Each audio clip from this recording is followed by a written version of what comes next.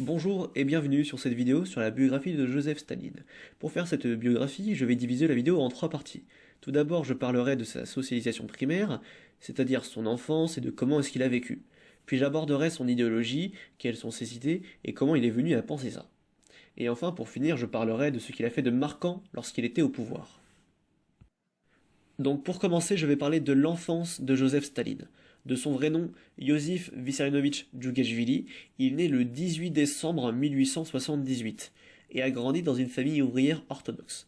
Il vécut jusqu'à ses 18 ans dans le village de Gori, dans l'actuelle Géorgie qui était à l'époque dans l'Empire russe. Le jeune Iosif eut une enfance difficile. Son père, Vissarion, partit pour aller travailler dans une usine de chaussures à Tbilissi, qui est la capitale actuelle de la Géorgie, à cause de difficultés financières. Il mourut en 1889 alors que Iosif n'avait que 11 ans. Il était cordonnier et alcoolique. Il battait souvent Iosif et le marqua énormément par sa brutalité. Quant à sa mère, Ekaterina, elle était couturière et était une fervente orthodoxe, qui destina Iosif à la prêtrise orthodoxe. Elle le fit étudier à l'école orthodoxe de Gori, et il réussit en 1894 l'examen et entra au séminaire orthodoxe de Tbilissi. Il y restera 5 ans avant d'être exclu. Durant son enfance, Joseph Staline fut marqué par la brutalité, l'insécurité, mais aussi par les traditions locales de dogmatisme religieux. Je vais maintenant aborder son idéologie, le stalinisme. Le stalinisme désigne les idées et les pratiques mises en place durant son régime. Avant toute chose, le stalinisme est d'abord un marxisme, c'est-à-dire qu'elle suit les idées de Karl Marx. Karl Marx était un philosophe et un militant politique prussien du XIXe siècle. Pour lui, le monde est séparé en deux classes sociales. La bourgeoisie, ce sont les patrons et les personnes qui possèdent les moyens de production, et les prolétaires, ce sont ceux qui ne possèdent pas les moyens de production, c'est-à-dire les ouvriers, les salariés, etc. L'objectif du marxisme et du stalinisme est d'arriver à une société sans classe sociale, sans propriété privée, grâce à la lutte des classes. Ces deux idéologies font opposer leurs actions sur le concept de dictature du prolétariat. Il y a toujours l'idée de la dictature, du parti unique et de la fin des inégalités dans le monde, mais aussi de la vision de la lutte des classes et de vouloir changer le monde. Le stalinisme est un marxisme, mais de manière différente, car il est totalitaire.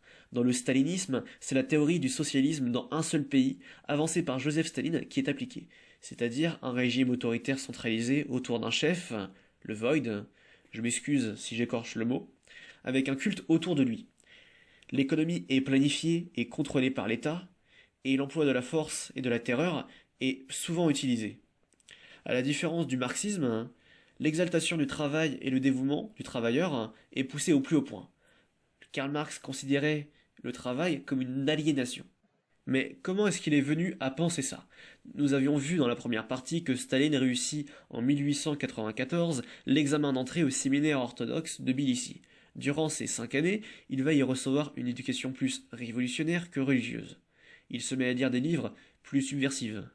En effet, à l'époque, en Géorgie, existait un mouvement très fort d'opposition au tsar. Il vécut donc dans une atmosphère de révolution. En 1898, il adhère à un cercle clandestin nationaliste, Messamedassi, où dominent les idées socialistes, et il est chargé d'organiser des cercles d'études pour les ouvriers. Il se fera exclure du séminaire en 1899 pour ne pas s'être présenté à un examen de lecture biblique.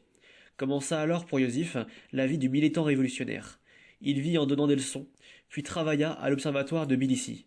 Il lit beaucoup les ouvrages de Karl Marx. En 1901, après s'être fait exclure de Messamedassi, Iosif part pour Batumi, un porte-port industriel à la frontière turque où il bascule dans la clandestinité. C'est là-bas qu'il prend son premier surnom, Koba, qui signifie l'indomptable. C'est un nom turc d'un héros populaire géorgien. En avril 1902, il est arrêté pour la première fois et il restera 1 an en prison. C'est à partir de 1903 qu'il défend la thèse des bolcheviks au sein du Parti ouvrier social-démocrate de Russie, POSDR. En 1905, il est élu délégué à la conférence nationale du Parti bolchevique qui se tient à Tampere, en Finlande, alors occupée par les Russes. Il rencontra pour la première fois Lénine, dont il deviendra très vite un allié. En même temps, il participe à la direction des brigades chargées d'organiser des attaques contre les banques et les transferts d'argent. Ces expropriations seront nombreuses dans le Caucase. La plus importante aura lieu à Tbilissi, qui rapporte entre 250 000 et 350 000 roubles et servira pour une large part à alimenter les caisses du groupe bolchevique. Cependant, Koba se heurte à Chaomian et cherche à l'évincer, au point que ses camarades le soupçonnent de l'avoir dénoncé à la police.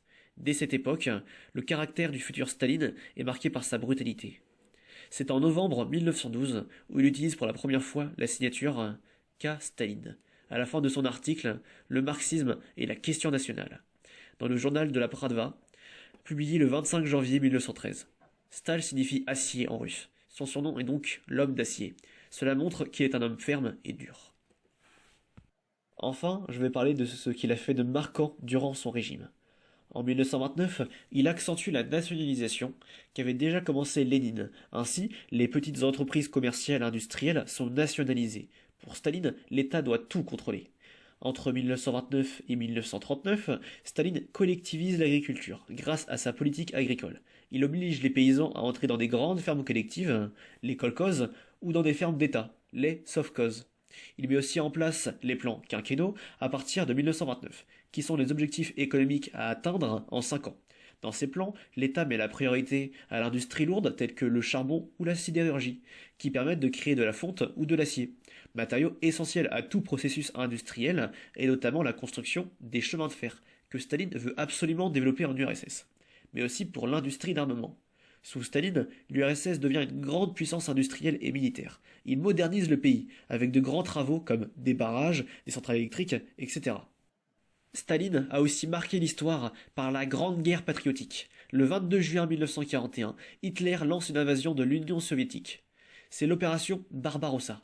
L'URSS entre alors dans la Seconde Guerre mondiale. Staline rencontre Winston Churchill et Franklin Roosevelt pendant la conférence de Téhéran en 1943, afin de mettre en œuvre une guerre sur 2 fronts contre l'Allemagne. Grâce aux avancées de l'armée rouge et de nombreuses pertes, l'Allemagne nazie peut être vaincue. C'est comme cela que l'on se souvient de Staline, comme de l'homme qui a permis de vaincre le nazisme. Staline a aussi marqué par son culte de la personnalité. Son visage est partout, dans les écoles, dans les salles à manger, dans les usines, on le voit partout. Il représente la réussite du communisme. Il est idolâtré. C'est le petit père des peuples. Il réécrit les livres d'histoire avec sa version, il contrôle les médias et les informations, et met en avant la version qu'il souhaite. Il contrôle tout. Sa propagande modifie l'histoire. Par exemple, à la fin de sa vie, Lénine se méfiait de Staline. Il le trouvait trop brutal et avait peur qu'il ne brise l'unité du parti. À sa mort, Staline construit un mausolée sur la place rouge pour Lénine, et fait de nombreux discours sur sa rencontre et son amitié avec lui, et fait faire circuler une image retouchée de lui et Lénine. L'image a été modifiée pour le faire apparaître plus grand, plus proche de Lénine. Son bras est allongé et son visage retouché. Même si à première vue, il semble que Staline ait laissé une image positive, on retient surtout le nombre de morts qu'a causé sa politique. La politique agricole menée par Staline a coûté la vie à de nombreux Ukrainiens. La Grande Guerre patriotique a coûté la vie à plus de 20 millions de soldats de l'armée rouge, mais aussi la répression. Pour rester au pouvoir, Staline a fait régner la terreur. Il a monté les habitants les uns contre les autres grâce à la police politique. Les habitants se dénonçaient. Il avait détruit la confiance qu'ils avaient entre eux. Les personnes dénoncées étaient arrêtées et emmenées dans des goulags, qui étaient des camps de travaux forcés.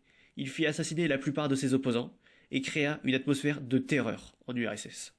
En résumé, on peut dire que la vie de Staline a été marquée par la brutalité et le dogmatisme religieux. Il vécut dans une atmosphère de révolution et suivit les idées marxistes de Karl Marx. Et enfin, il marqua l'histoire par la Grande Guerre patriotique, la terreur et la modernisation de l'URSS.